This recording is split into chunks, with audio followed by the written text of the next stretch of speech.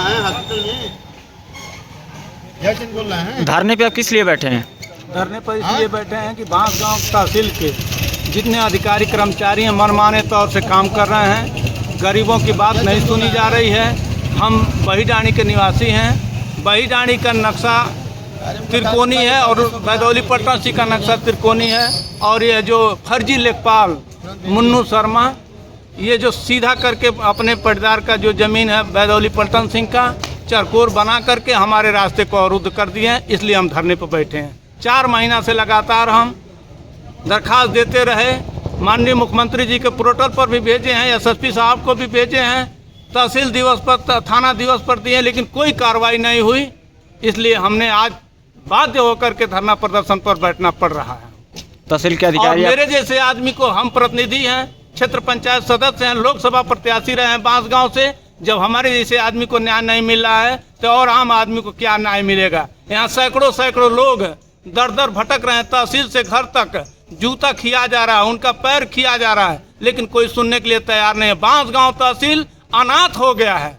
कोई अधिकारी अपने आप को यह नहीं महसूस कर रहा है कि हम अधिकारी हैं, जिम्मेवारी हमारी बनती है। सारे लोग जिम्मेवारी से परे हो गए हैं।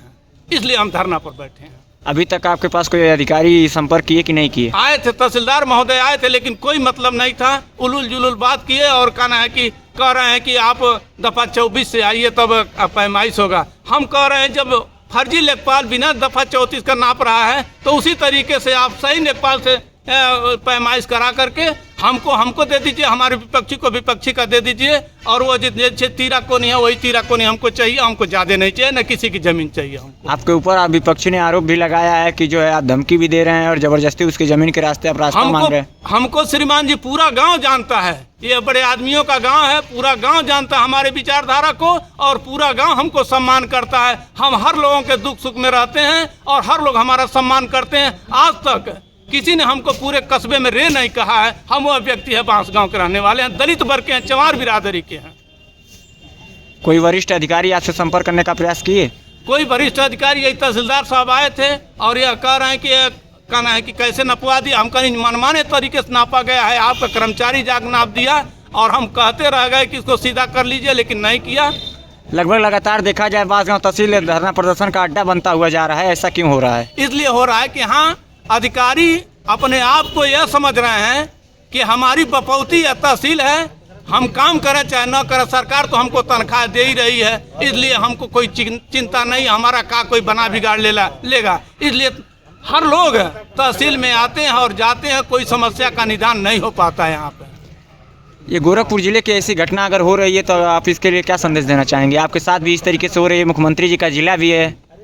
तो हम चाह रहे हैं ये भ्रष्ट अधिकारी कर्मचारी को तत्काल निलंबित किया जाए और बांसगांव को स्पेशली माननीय जिला अधिकारी महोदय आकर के अपने संज्ञान में इसको लेकर के जब तक काम नहीं करेंगे, जब तक उनका डायरेक्शन नहीं होगा, तब तक यहाँ के अधिकारी सही सलामत काम नहीं करेंगे। सही सलामत काम नहीं करेंगे जी। यहाँ तक कि जो फर्जी जो बैनामा लिए हैं वो बेचारे दर दर भटक रहे हैं। जिनका खारिज दाखिल हो गया है वो अपने कब्जा के लिए भटक रहे हैं। यहाँ बहुत समस्या है। समस्या का तो भरमार, कोई पूछने वाला नहीं है। कोई पूछने वाला अधिकारी देखते नहीं है। अधिकारी देखते नहीं है। ये धरना कब तक चलेगा? हमारा धरना चलेगा जब तक हमारा निदान नहीं हो जाएगा, तब तक हम इसी तहसील परिसर में यहीं पर बैठे रहेंगे। हम कहीं जाएंगे नहीं।